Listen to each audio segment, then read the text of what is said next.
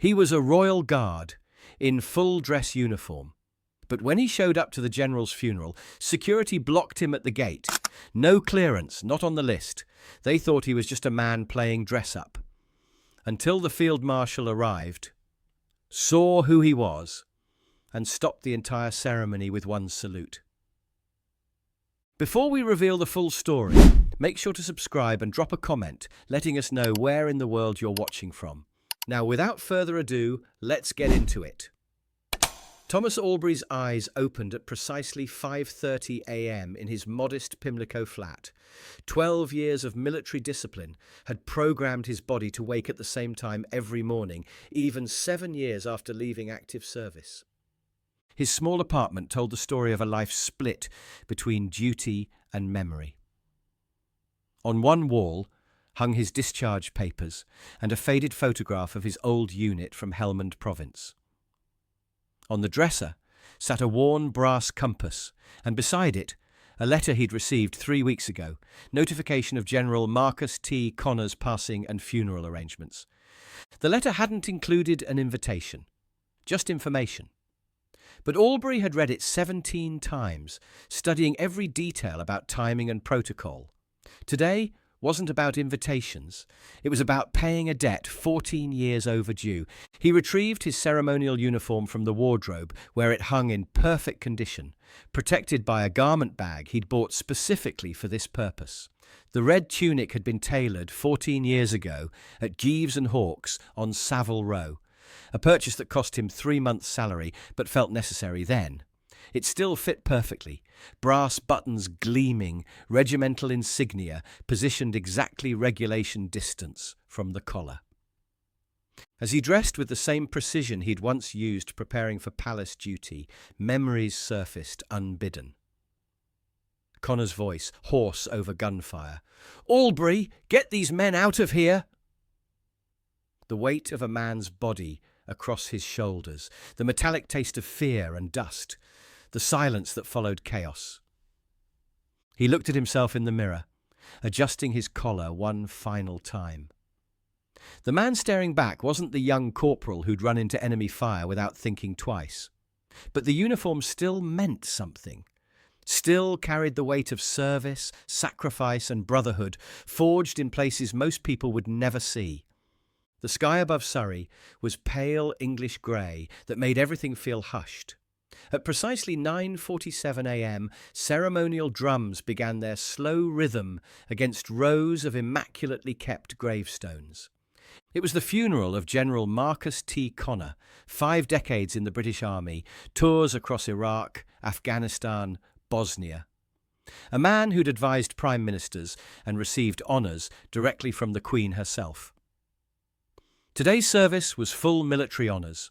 Coldstream Guards, Royal Artillery Band, honour guard from 3 regiments, even the Secretary of State for Defence in attendance. The guest list read like a directory of British military leadership. Senior officers from every branch, foreign attachés with chest loads of ribbons, government officials in dark suits, who looked uncomfortable among so much brass and ceremony. Security was tighter than most royal ceremonies. Black iron gates manned by MOD police with earpieces and suspicious eyes. IDs scanned twice through electronic readers that beeped and flashed. Even family members wore magnetic clearance badges that granted access to different zones within the cemetery. Protocol didn't bend here, not even for grief. Thomas Albury arrived on foot at exactly 10:15 a.m, having walked the final mile from the train station.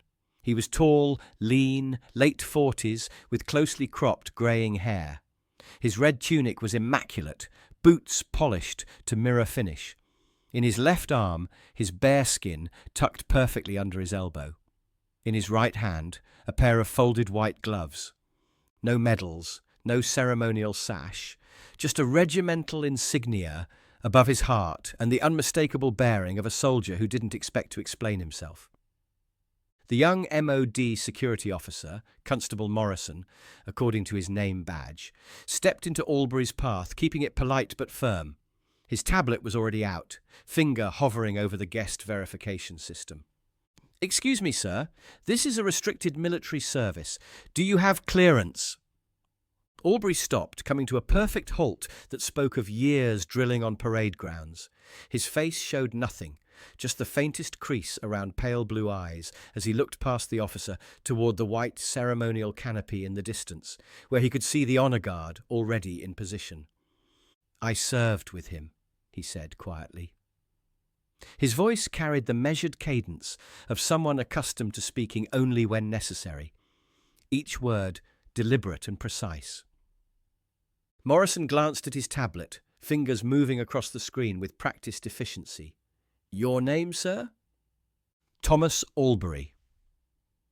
The search function cycled through multiple databases: active personnel, veterans registry, family guests, ceremonial staff, media representatives.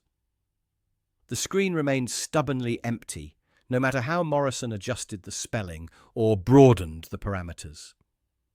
"I'm sorry, Mr. Albury, you're not authorized for entry." Albury nodded once, not in submission, in understanding. He stepped aside to the stone wall's edge, where the wrought iron fence curved beneath an old oak tree, and there he stood. The officer hesitated. "You can't linger here long, sir, but you're welcome to stand at the edge. Just please don't block the path." Albury positioned himself at perfect attention, back straight, eyes fixed on a specific line of stone markers 15 paces behind the seated ranks, as if he already knew exactly where the casket would rest. The funeral bell chimed. The service began, and Sergeant Thomas Albury waited outside the fence, motionless, expressionless. Not bitter, just present. Inside the cemetery, distinguished guests settled into rows of wooden chairs arranged with mathematical precision across the manicured lawn. The Royal Artillery Band played a slow dirge in D minor as the Chief of Defence Staff stepped to the podium, his chest heavy with ribbons that told the story of 3 decades in uniform. General Marcus T. Connor was not merely a strategist, his voice echoed across the grounds, carrying to the farthest edges where junior officers stood at attention. He was a servant of men, a soldier's general whose leadership was born not of privilege but of pain shared with those he commanded. Polite murmurs of agreement rippled through the assembled crowd. Several senior officers nodded approvingly, their own memories of Connor's leadership style reflected in solemn expressions. In the front row, Connor's daughter sat between 2 high-ranking naval officers, her gloved hand gripping a white handkerchief that had belonged to her mother. Second Lieutenant Noah Pritchard, barely a year out of Sandhurst and assigned to ceremonial support duties, found his attention drifting toward the main gate. The man in red was still there, still standing with the absolute stillness of someone accustomed to hours-long sentry duty at palace gates. Pritchard studied him carefully through the field glasses issued for the day's security duties. The uniform wasn't vintage or reproduction, it was current issue, but worn with a precision that spoke of years of practice. Every crease was perfect, every button aligned, every element of dress positioned exactly according to regulations that most modern soldiers barely remembered. The way he held his bearskin was particularly telling, tucked with the inside facing outward, a technique that hadn't been standard practice for over a decade. It was the old way, taught only by specific drill instructors who'd learned it from men who'd served in Northern Ireland and the Falklands. His boots, visible even at this distance, were regulation issue, but showed the kind of maintenance that comes from pride rather than requirement. His posture was textbook, weight evenly distributed, shoulders back, but not rigid, chin level and eyes forward. This wasn't someone playing dress-up for tourists. He leaned towards Senior Warrant Officer Davies. "Sir, that man at the gate, do we know who he is?" Davies glanced over. "Probably ceremonial overflow. Maybe he wandered over from another posting." "He's not on the gate roster, but look at his bearing. He's standing like he's on parade duty. Could be some overzealous reenactor. Happens more than you'd think." But Pritchard wasn't convinced. He opened his tablet, searched personnel files. No Thomas Albury anywhere. But the name rang faintly in his memory. At the gate, Thomas Albury stood motionless as a light breeze stirred the oak leaves above him. His eyes weren't on the speaker or the assembled dignitaries. They were fixed on the space beneath the white canopy where the casket sat, draped in the Union Jack and surrounded by formal wreaths. His mind pulled backward 14 years to a place that still visited his dreams. Helmand Province, a nameless hill that appeared on no maps but lived in the memories of every man who'd fought there.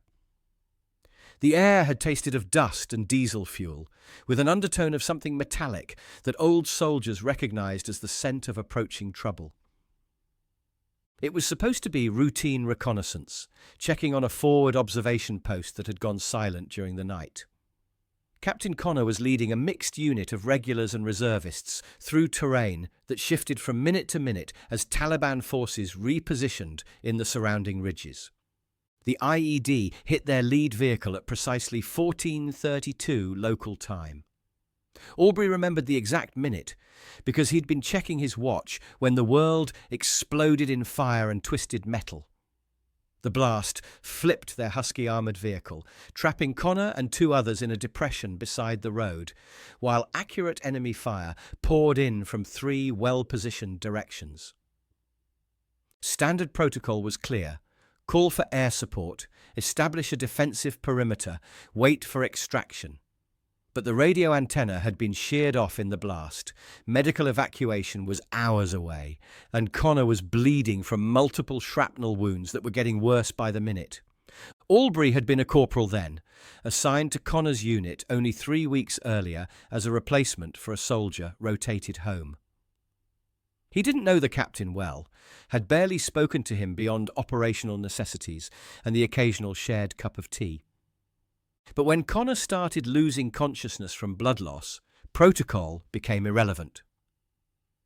Albury had stripped off his body armour to move faster, grabbed the heaviest field medical kit he could carry, and low-crawled 200 metres through active enemy fire to reach the overturned vehicle. The ground was loose shale that cut through his uniform, and twice he'd had to freeze as rounds cracked overhead, close enough to feel the displaced air. He dragged Connor out first by his harness straps, his own shoulder dislocating from the effort of pulling dead weight up the steep embankment. Then he'd run back through the killing zone for the radio operator, a kid barely 19 who was in shock from a head wound. Then again for the wounded private who'd lost consciousness from a leg injury that was bleeding too fast. 3 trips, 7 minutes total. Each time expecting the next burst of gunfire to find its mark, each time wondering if he'd make it back to cover before his luck ran out. The captain survived, made a full recovery, and Corporal Thomas Albury had refused the commendation when offered. "Just did my job," he'd said. Their paths never crossed again. But sometimes, late at night, Albury wondered if Connor had remembered those 7 minutes in the Afghan dust. Now he knew. At 11:23 a.m, a black Bentley with distinctive government plates pulled up to the cemetery's main entrance. Its license plate bore only 3 digits, a sure sign of occupant rank that made other officials take notice and step aside. The rear door opened with quiet precision, and Field Marshal Rupert Lennox emerged, adjusting the gold-braided epaulettes of his dress uniform. Lennox was a legend in military circles, the highest-ranking officer in the British Armed Forces, a soldier's soldier who'd earned his stars through combat leadership rather than political manoeuvring. At 62, he still carried himself like the paratrooper he'd been 4 decades earlier, with the kind of presence that made junior officers straighten their spines from across a parade ground. His late arrival wasn't surprising. Field marshals didn't wait for ceremonies to begin. They arrived when ready, and the ceremony adjusted accordingly. What happened next, however, was completely unexpected. Instead of heading toward the family section where his reserved seat waited prominently in the front row, Lennox stopped mid-stride. His grey eyes, sharp as a hawk's, and, trained by years of battlefield assessment, scanned the assembled crowd before settling on something that made him pause completely. The man at the gate, standing alone outside the fence in full ceremonial dress. His aide, Colonel Ashworth, stepped forward. "Sir, the ceremony has begun." "That man," Lennox said without moving his gaze. "At the gate, was he admitted?" "No, sir. Security turned him away. No credentials." "What's his name?"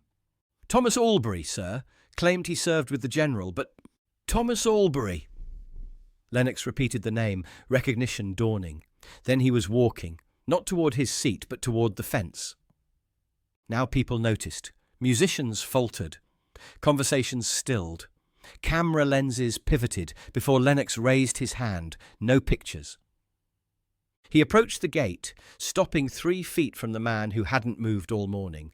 Albury didn't react until the Field Marshal raised his hand in a crisp British Army salute. Only then did something shift behind his eyes. They stood like that for 10 seconds. One man with every possible star, the other with none.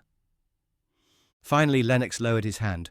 "Sergeant Albury, you're not forgotten." "You served with him," Lennox continued. "I carried him," Albury replied. "Once. Helmand Province, 14 years ago. 3 men extracted under fire. 7 minutes. You refused the military cross." Albury's eyes widened almost imperceptibly. Someone had remembered. Someone had kept records of actions that were supposed to remain buried in classified after-action reports. "I read your file last night," Lennox continued quietly. His voice meant only for Albury's ears. "Captain Connor's recommendation for your decoration. He wrote 17 pages about those 7 minutes. 17 pages about a corporal who risked everything for men he barely knew and then refused to be honoured for it." The weight of those words settled between them like something physical. "And now," Lennox gestured to Major Wells, who'd been standing at respectful distance with the wooden box, "you'll carry him again." The ashes of General Marcus T. Connor. "He left specific instructions," Lennox said quietly. "If Thomas Albury came to pay respects, he was to carry the remains to final rest." Albury took the wooden box with both hands. The weight settled against his chest, like something that belonged there. Without another word, Lennox nodded to the security officer, who unlocked the ceremonial gate. Together, the Field Marshal and the unlisted sergeant walked through. Officers nearby stiffened to attention. The 2 men passed like ghosts, finally given substance, one at the peak of military power, the other with no rank displayed, just quiet dignity that needed no translation. As they moved toward the white canopy, the entire funeral shifted. Officers who'd been seated in formation now rose, not by command, but by instinct. Hands came to brows. The Royal Artillery Band fell silent. Even the family turned. Thomas Albury walked slowly toward the burial platform, carrying the urn no one else had been asked to carry. When they reached the platform, Lennox gestured toward the centre pedestal. Albury climbed the stone steps, placed the wooden box down with infinite care, and stepped back to silent attention. Lennox approached the podium microphone. He didn't open his prepared speech folder or consult the leather binder of notes that waited beside the lectern. Instead, he adjusted the microphone stand and spoke directly to the sea of brass, silk, and respectful silence before him. "There are moments when rank becomes irrelevant," he began, his voice carrying easily across the grounds without amplification. "When protocol, no matter how well-intentioned, fails to account for memory, sacrifice, and the kind of service that doesn't make it into official records because it was never meant to be recorded." He paused, letting his eyes sweep across the assembled crowd, generals who commanded divisions, colonels who led regiments, young officers just beginning their service. Sergeant Thomas Albury was never meant to be forgotten. Yet he nearly was. Because the men who serve without expectation of recognition rarely demand anything in return. They do their duty, save lives when necessary, and then disappear back into the ranks as if heroism were nothing more than routine. The wind shifted slightly, tugging at the Union Jack's corners and carrying the faint scent of oak leaves and distant rain. 14 years ago, in southern Afghanistan, I was still a major attached to intelligence operations. Captain Marcus Connor was leading a mixed patrol outside Lashkar Gah when their convoy hit an improvised explosive device. The blast was catastrophic. Their lead vehicle flipped completely, trapping 3 men in a depression beside the road. Enemy fire followed within minutes from multiple well-positioned directions. Communications were severed. Medical evacuation was hours away. Standard procedure was to establish a perimeter and wait for air support. His voice carried the weight of personal knowledge, of reports he'd read and men he'd debriefed. But procedure doesn't account for bleeding soldiers or the conscience of a corporal who decided that protocol mattered less than lives. One man turned back, alone. No orders given. No cover provided. No guarantee of survival or extraction. The cemetery was absolutely still now. Even the birds had stopped singing. He stripped off his body armor to move faster, grabbed the heaviest medical kit he could carry, and low-crawled 200 meters through active enemy fire to reach that overturned vehicle. The ground was loose shale that cut through his uniform. Twice he had to freeze as rounds cracked overhead, close enough to feel the displaced air.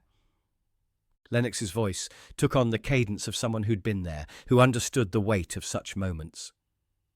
He pulled Connor out first by his harness straps, his own shoulder dislocating from the effort of dragging dead weight up a steep embankment. Then he ran back through that killing zone for the radio operator, a 19-year-old kid in shock from a head wound, then again for a wounded private who was losing consciousness from blood loss.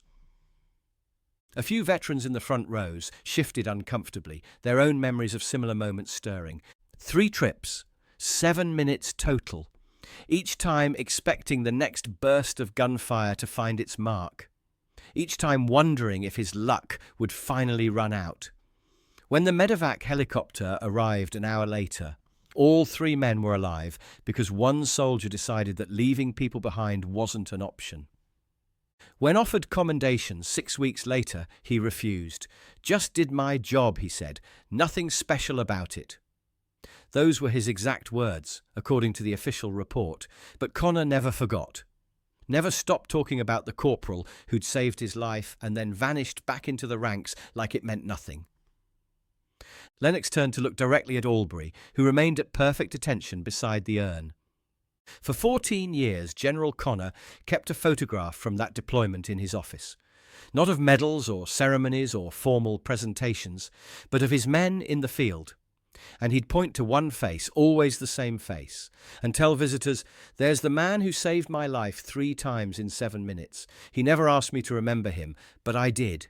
Every single day, every promotion, every command, every decision I made was possible because he brought me home." The emotion in Lennox's voice was barely controlled now, professional composure, strained by the weight of the story he was telling. Before his death, General Connor left specific instructions with his staff.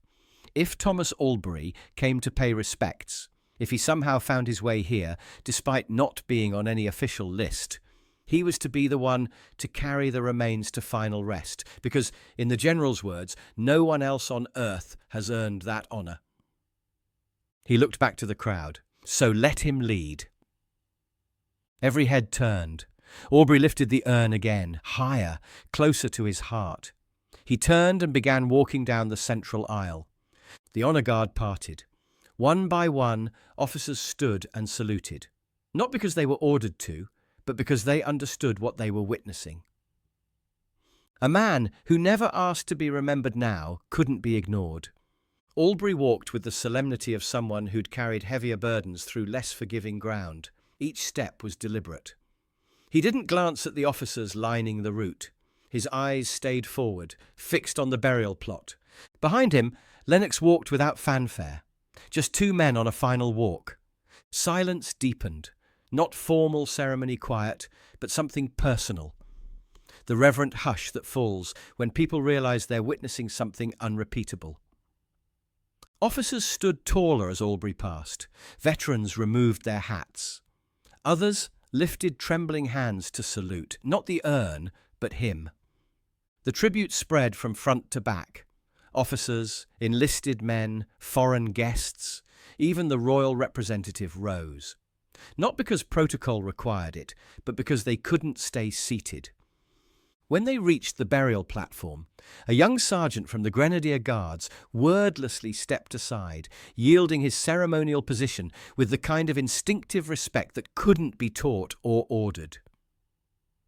Albury climbed the 3 stone steps with careful precision and placed the urn on the casket platform, directly above the folded flag and beneath the British Army crest that had presided over 1,000 such farewells. The moment held like a held breath across the entire cemetery. Then he stepped back, one measured pace, came to attention, and remained perfectly still, duty fulfilled, promise kept. The General's daughter, Dr. Annabel Connor, watched from the front row with tears in her eyes as this stranger handled her father's remains with a tenderness that spoke of profound connection. She didn't recognize the name or face, but she recognized something deeper, the weight of debt and gratitude that transcended formal introduction. Lennox spoke the final words. "Some debts are never recorded, but they are never forgotten. Let him lead us home." Albury stepped forward, lifted the urn once more, and turned toward the actual burial site. This final walk was shorter in distance but longer in meaning. Each step carried 14 years of memory. The honour guard fell in behind him, the family followed. Then senior officers. A processional that had reorganised around one man's quiet dignity. When they reached the grave, Albury knelt slowly and lowered the urn into the prepared space. He remained kneeling longer than necessary, a private goodbye to someone who'd carried gratitude for 14 years. When he rose, the ceremony was complete. Not officially, there would be more words, but the essential moment was finished. After the formal reception ended, and the last official cars had pulled away with their motorcycle escorts, Thomas Albury remained behind. He stood beneath the spreading oak trees beside the fresh grave, where temporary flowers had been arranged in precise military formation, and a Union Jack, folded with parade ground precision, waited to be presented to the family. The temporary marker now bore more than just Connor's name and dates. Someone, probably Major Farrow, had added a line below the official inscription, "General Marcus T. Connor," led by those who never asked to be followed. From inside his tunic, past the cotton lining where his own service medals had once been stitched before he'd quietly removed them years ago, he pulled out a small object wrapped in tissue paper. A single red poppy, pressed flat between pages of an old prayer book and carried in his pocket for 3 weeks, since receiving notice of Connor's death. The flower was fragile, its petals like tissue paper, but it had been preserved with the same care he'd once given to his equipment and uniform. He planted the poppy in the soft soil at the marker's foot, pressing it gently into earth that still carried the scent of recent turning. The stem was bent from time and handling, wouldn't stand perfectly straight like the formal arrangements surrounding it. But it didn't matter. He wasn't offering perfection, just memory, gratitude, and the quiet acknowledgement that some debts are honoured even when they can never be fully repaid. "I wasn't sure you'd come all the way through." He turned. Major Lydia Farrow stood there, one of Connor's former aides. She held out an envelope. "He asked me to give you this, but only if you came to the grave." Inside was a letter in trembling handwriting. "Thomas, you saved my life, then disappeared like it didn't matter. But it did. I got to lead because you got me out. Got to grow old, see my daughter graduate. You never let me thank you, but I remembered. Every day, every breath was a gift you gave me. If there's justice, they'll say my name beside yours. That would be honour enough. Marcus." Albury folded the letter carefully, tucked it close to his heart. I didn't do it for thanks. Major Farrow smiled. I know. That's exactly why he chose you. As Albury walked toward the exit, two young ceremonial guards waited at the gate. When he reached the boundary, the younger snapped into perfect salute, not because regulations required it, but because he understood he was witnessing something worthy of respect. Albury returned the salute with decades of precision, then walked past quietly, the same way he'd arrived. No car waited, just the train journey back to London and his modest flat, where a life of service had settled into civilian rhythm. But something had changed. A debt 14 years in the making had been acknowledged, and somewhere in the growing darkness, the ghost of a promise made in Afghan dust could finally rest. Would you have let the guard in? Should protocol ever override memory and sacrifice? What would you have done if you saw him standing at that gate? Tell us in the comments below. If this story touched you, hit that subscribe button and turn on notifications so you never miss our daily Royal Guard stories. Share this video with someone who understands that true honour isn't about status. It's about duty carried in silence. Our previous videos are appearing on your screen now. Check them out next. We'll see you tomorrow with another brand new story you won't want to miss.